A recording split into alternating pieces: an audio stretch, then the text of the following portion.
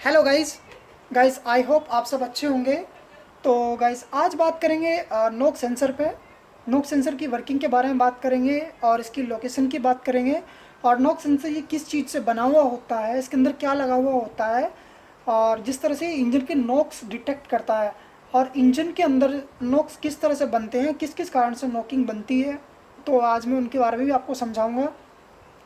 और इसकी जो इसकी दो पिनें होती हैं, दोनों पिन इसकी इश्यू पे जाती हैं। तो मैं इसके डिस्क्रिप्शन से आपको समझाऊंगा कि कंपनी ने इसको क्यों लगाया और कि क्या चीज़ इसके अंदर लगा हुआ होता है। तो गाइज इसके अंदर एक जो पीजियो इलेक्ट्रिक होता है, इसके अंदर पीजियो इलेक्ट्रिक क्रिस्टल लगा हुआ होता है। उस क्रिस्टल को हम पीजियो इलेक्ट्रिक बोलते हैं। तो मैं बताऊंगा पीजियो इलेक्ट्रिक के बारे में भी आपको। तो गाइज़ अगर आप मैकेनिक हैं, या आप एक इलेक्ट्रिशियन है, या आप फिर इशू रिपेयर करते हैं, या आप कारों का काम करना चाहते हैं, तो आपको गाइज़ सेंसरों की नॉलेज तो होनी चाहिए, क्योंकि सब कार इलेक्ट्रॉनिक है आज की डेट में। और अब तो खैर ईवी व्हीकल भी आ गया, तो गाइज़ अब तो एडवांस होना ही है। तो जिसको जानकारी नहीं है उन सबको भी पता लगे। तो गाइज़ ये जो सिग्नल जनरेट करता है, वो सिग्नल होता है वोल्टेज के रूप में सिग्नल जनरेट करता है। और इसके अंदर वोल्टेज कैसे बनते हैं, तो मैं आपको उसकी सारी स्टेप बाय स्टेप जानकारी दूंगा। तो गाइज़ बेसिकली अगर आप इशू रिपेयर करते हैं, तो आपको सेंसर की जानकारी तो होनी चाहिए, क्योंकि सेंसर का आपको पता होना चाहिए कि सेंसर की जो हमारी कार के अंदर जो सेंसर है, उनके वे किस सिग्नल पे काम करते हैं, और वे क्या सिग्नल जो है इशू उनसे रिसीव करता है। अगर आपको पता है कि ये वोल्टेज रिसीव करता है, तो आपको पता होगा कि इशू के अंदर कौन सा कंपोनेंट है जो वोल्टेज रिसीव करता है। या आपको पिन की नॉलेज होनी चाहिए, इशू के पिन की। तो मैं आपको स्टेप बाय स्टेप जैसे जैसे टाइम मिलता जाएगा वीडियो बनाऊंगा मैं इशू के रिपेयरिंग के भी और सेंसरों की भी। तो मैं आपको पूरी जानकारी देने की कोशिश करूँगा। तो ठीक है गाइस, देखते हैं इसके डिस्क्रिप्शन में कि। तो गाइस जैसा आप यहाँ पर देख रहे हैं कि ये इसके अंदर एक कोड बन रहा है P0327 डॉग सेंसर सर्किट लो की कंडीशन बहुत सारी होती हैं। सेंसर की भी कई बार ख़राब हो जाता है, कहीं से वायरिंग भी कट ऑफ हो जाती है, या इशू के अंदर भी प्रॉब्लम होती है, तब भी सर्किट लो का कई बार कोड आ जाता है। या फिर अगर ये दिखा रहा है कि सर्किट हाई का दिखा रहा है, तो सर्किट हाई में क्या होता है, कोई कनेक्टर निकल जाता है, या सेंसर भी ख़राब हो जाता है अपने आप से। क्योंकि जो वोल्टेज सॉरी जो इसके लिए सिग्नल जाता है, वैसे इसकी जो दो वायर होती हैं, दोनों वायर जो है इशू से कनेक्ट होती हैं। तो गाइज अगर इस तरह का कहीं भी आपको बैंक 1 या बैंक 2 दिखाई दे रहा है, तो आपको समझ जाना कि 6 सिलेंडर गाड़ी की बात हो रही है, 6 सिलेंडर इंजन की। तो गाइज चलिए इसके डिस्क्रिप्शन में देखते हैं कि ये क्या कह रहा है। तो ये कह रहा है the knock sensor contains A piezo electric elements which is generate a voltage and it's become deform. तो इसका कहने का मतलब ये है कि जो नॉक सेंसर है, नॉक सेंसर कंटेन्स मतलब उसके अंदर शामिल है क्या चीज़, पीजियो इलेक्ट्रिक एलिमेंट उसके अंदर जो शामिल है। यानी कि पीजियो इलेक्ट्रिक, पीजियो क्या होता है, पीजियो एक क्रिस्टल होता है। पीजियो जो हम बोलते हैं, एक पीजियो टाइप का क्रिस्टल होता है। क्रिस्टल भी कई तरीके के होते हैं। तो इसके अंदर जो क्रिस्टल का यूज किया गया है वो पीजियो इलेक्ट्रिक। और मैं आपको बताऊंगा कि पीजियो इलेक्ट्रिक किस तरह से काम करता है। तो अभी आपने जैसे देखा which is generate a voltage, यानी कि तो अब ये क्या करता है, अब हमें यहाँ से पता लगा कि ये किस तरह का सिग्नल जनरेट करता है। ये वोल्टेज सिग्नल जनरेट करता है। कब जनरेट करता है, जब ये विकृत अवस्था में होता है, जब ये डिफॉर्म्ड होता है। तो फिर देखिए यहाँ पर the piezo electric element send continuously send a signal to ECU. यानी कि अगर जब भी ये डिफॉर्म कंडीशन में होता है, तो फिर ये जो पीजियो इलेक्ट्रिक एलिमेंट्स है, ये एक इशू को एक सिग्नल कंटिन्यूसली जो है सेंड करता रहता है कि भाई मेरे यहाँ पर प्रॉब्लम है। ठीक है। तो अब फिर देखिए फिर क्या बोला, when the cylinder block vibrate, जब सिलेंडर ब्लॉक के अंदर वाइब्रेशन होती है, कब वाइब्रेशन होती है, due to engine knocking. Engine knocking के दौरान जब हमारा जो सिलेंडर ब्लॉक है वो वाइब्रेट करता है, तो फिर कह रहा है द सिग्नल इज इंक्रीज, यानी कि जो सिग्नल है वो सिग्नल इंक्रीज करता है, बढ़ता है सिग्नल। ठीक है। तो फिर कह रहा है the ECU is able to identify each cylinder. हमारा जो ईसीयू है वो ईसीयू को पता होता है कि कौन से सिलेंडर पे जो है नॉकिंग बन रही है। और वो नॉकिंग किसके द्वारा पता लगती है, नॉक सेंसर के द्वारा। जैसे इसके नाम से ही पता लगता है कि नॉक, तो यानी कि इंजन की जो नॉक है और नॉक्स को ईसीयू तक भेजता है कि भाई इंजन के अंदर नॉकिंग हो रही है। तो फिर ईसीयू देखता है कि किस सिलेंडर पे नॉकिंग हो रही है। नॉकिंग के दो कारण होते हैं, प्री इग्निशन और डिले पीरियड। तो मैं प्री इग्निशन की और डिले पीरियड की भी आपसे बात करूँगा। तो आप फिर ये कह रहा है इफ़ नोक इज डिटेक्टेड, यदि नोकिंग का पता लग रहा है, then the issue will retire the ignition of the relevant cylinder to suppose it. तो ये कह रहा है कि जब अगर नॉकिंग का पता लगता है तो हमारा जो इशू है वो क्या करेगा, फिर विल रिटायर द इग्निशन, फिर वो इग्निशन को जो है रिटायर कर देगा। कहाँ पर रिटायर करेगा, जो वो रिलेटिव सिलेंडर, यानी कि जिस सिलेंडर पे भी नॉकिंग बन रहा है तो उसका ये फिर इग्निशन को रिटायर कर देगा। तो सबसे इंपॉर्टेंट बात ये कह रहा है फिर, no control sensor can not different between spark knock and the other similar surrounding noise. ये सिमिलर सराउंडिंग नॉइज क्या होती हैं, जो हमारे इंजन के चारों तरफ की जो नॉकिंग साउंड होते हैं, कई बार ऐसा भी होता है ये वो नॉकिंग भी डिटेक्ट करके जो है इशू को सिग्नल भेजता रहता है। तो वहाँ पर ये चीज़ देखनी होती है कि ये एक्चुअल में इसके जो इंटरनल नॉकिंग है या फिर इसकी जो सराउंडिंग नॉकिंग है। कई बार क्या होता है कि इंजन माउंटिंग वगैरह कट जाते हैं, उससे ब्लॉक वाइब्रेट करता है, हमारा जो पिस्टन ब्लॉक होता है, तो उसके कारण से भी ये चीज़ जो है क्रिएट होती है। तो ये बहुत डीपली जाना पड़ता है अगर इस सेंसर का प्रॉब्लम सॉर्ट आउट करना होता है।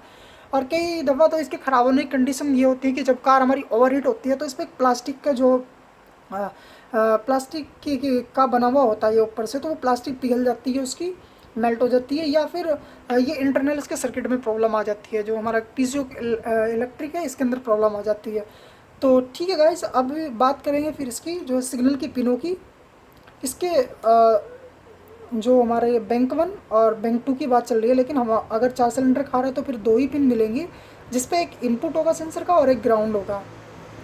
ठीक है, फिर गाइस ये कह रहा है कि इसके माल फंक्शन को देखते हैं। अगर माल फंक्शन में अगर हमें P0327 अगर कोड डिटेक्ट हो रहा है तो उस कोड में क्या बता रहा है कि this code is set when the bank 1 नोक सेंसर सिग्नल इज। जब भी बैंक 1 का सेंसर, या आपकी 4 सिलेंडर कार है तो फिर बेसिकली 2 ही वायर होंगे, उसमें कोई बैंक 2 तो होगा नहीं। तो जब भी ये सेंसर जनरेट होगा तो ये कितने वोल्टेज का सिग्नल देगा, 0.586 वोल्ट का सिग्नल जनरेट करेगा। या फिर जैसे यहाँ पर कह रहा है P033, तो ये कोड कब बनेगा इसमें, जब ये 2.932 वोल्ट का सिग्नल जनरेट करेगा। तो आपको इन सब चीज़ों का जो है गाइस पता होना चाहिए कि कब ये सिग्नल, अभी मान लिया अगर ये इस तरह का कोड आ जाए तो आपको तुरंत पता होना चाहिए कि भाई सिग्नल हाई जनरेट कर रहा है। सिग्नल हाई जनरेट कब होते हैं, जब इंजन वाइब्रेट करता है। इंजन वाइब्रेट कब करता है, जब इंजन के अंदर नॉकिंग बनती है। तो ठीक है गाइस, फिर कुछ ये यहाँ पर बता रहा है कि इंजन की जो नॉइज़ है वो अबनॉर्मल हो सकती है, अबनॉर्मल इंजन नॉइज़, या फिर आपका जो इंजन का एग्जॉस्ट सिस्टम है वो भी कहीं से डैमेज हो सकता है, या फिर नोक सेंसर की जो फिक्सिंग है वो टू टाइट है। ये इंपॉर्टेंट थिंग है। कई बार हम इंजन मानते वक्त या जब इसको चेंज करते हैं तो इसको प्रॉपर टॉर्क नहीं करते गाइस। इसको टॉर्क करना चाहिए क्योंकि इसका टॉर्क बहुत इंपॉर्टेंट है। ये इसके टॉर्क से मेंटेन करता है वाइब्रेट को कितनी डिटेक्ट करेगा। ओवर टॉर्क नहीं करना चाहिए इसको, अगर टू टाइट करेंगे तब भी ये प्रॉब्लम क्रिएट कर देगा। अगर टू टाइट करते ही फिर ये जो है एकदम कोड छोड़ देगा इसको। तो बेसिकली जो है बहुत ही हल्के हाथ से टाइट करना। अगर आपके पास टॉर्क रिंच भी नहीं है तो बहुत हल्के हाथ से टाइट करना। अगर टॉर्क रिंच है तो प्रॉपर टॉर्क यूज कीजिए। तो डिफरेंट कंपनी, वैसे 20 न्यूटन मीटर का टॉर्क चलता है इस पर, बाकी डिफरेंट कंपनी, सभी कंपनी का अपना अलग तरीका है। तो फिर कह रहा है सेंसर कनेक्टर, जो सेंसर है, सेंसर 2 पिन वाला सेंसर है ये, बेसिकली 2 ही पिन मिलती है इस पर मोस्ट ऑफ। तो फिर कह रहा है कि सेंसर का कनेक्टर भी हो सकता है, या वायरिंग में कोरोजन भी हो सकता है, कहीं पर वायरिंग कोरोजिट हो जाती है, या फिर मान लो कि वायरिंग कहीं से कट गई वो भी प्रॉब्लम हो सकती है, या फिर इश्यू के अंदर भी प्रॉब्लम हो सकती है जो हमारा इश्यू है। तो गाइज ये जो सेंसर है, ये सेंसर किस तरह से जो सिग्नल इश्यू से जो सिग्नल ब्लॉक से, ये ब्लॉक के इस तरह से एक तरफ से बोल्ट से टाइट होता है 12 नंबर के बोल्ट से, और ये ब्लॉक में लगा हुआ होता है। तो ब्लॉक में लगा होने के कारण से क्या होता है, अब एक तरफ से तो इसमें बोल्ट का प्रेशर हो जाता है, एक तरफ से बोल्ट का प्रेशर। अब दूसरी तरफ से जब ब्लॉक वाइब्रेशन करता है, और ब्लॉक कब वाइब्रेशन करता है, ब्लॉक वाइब्रेशन करता है जब इंजन के अंदर नॉकिंग बनती है या कोई सराउंडिंग नॉइज़ होती है। तो उसके कारण से जब वाइब्रेशन होती है तो वाइब्रेशन के कारण, अब ये जो बात कर रहा था कि पीजियो इलेक्ट्रोड की, ये जो पीजियो इलेक्ट्रोड है, पीजियो इलेक्ट्रोड एक क्रिस्टल होता है, और इस क्रिस्टल के अंदर जो अपनी एक क्षमता होती है, जब भी हम पीजियो का मतलब होता है प्रेशर, और प्रेशर इलेक्ट्रोड, यानी कि जब भी हम इस चीज़ को प्रेशराइज करते हैं तो इसमें जो वोल्टेज जनरेट होते हैं, और वो वोल्टेज ही जो है हमारे इश्यू तक जाते हैं, जिससे इश्यू को पता लगता है कि इंजन के अंदर नॉकिंग हो रही है। तो जो पीजियो, आपको ध्यान रखना, याद रखना है कि जो पीजियो इलेक्ट्रोड है, पीजियो का मतलब प्रेशर सिंपल भाषा में, और जो जब भी हम पीजियो इलेक्ट्रोड को प्रेशराइज करते हैं तो उसमें से जो है वोल्टेज क्रिएट होते हैं। मैं डायग्राम से आपको समझा नहीं सकता, वरना मैं डायग्राम बना के भी आपको बता सकता था, लेकिन समझने की बात आपको याद रहेगा कि जो पीजियो इलेक्ट्रोड है वो प्रेशर से जो है वोल्टेज जनरेट करती है। सेकेंडली अब जो मोस्ट बात ये है कि जो हमारा इंजन है, इंजन में नॉक्स कैसे पैदा होते हैं। इंजन में नॉक्स दो कारण से पैदा होते हैं, या तो इंजन के अंदर डिले पीरियड हो। डिले पीरियड का मतलब होता है लेट, यानी कि जब भी कंबस्शन लेट होगा, जो हमारा कंबस्शन चैम्बर में जो हमारा पावर स्ट्रोक है उसमें फ्यूल अगर लेट चलेगा तब भी नॉकिंग के कारण हो सकते हैं। या फिर एक होता है प्री इग्निशन का मतलब होता है ईंधन का पहले से पहले ही जल जाना, यानी कि जब पावर स्ट्रोक आया, पावर स्ट्रोक के आने से पहले ईंधन जल गया। तो उस सर्कल में क्या होता है कि जो हमारा टाइमिंग होता है वो टाइमिंग के अकॉर्डिंग तो काम ही नहीं कर रहा, वो अपनी मर्जी से कभी पहले ही जल जा रहा, कभी कुछ।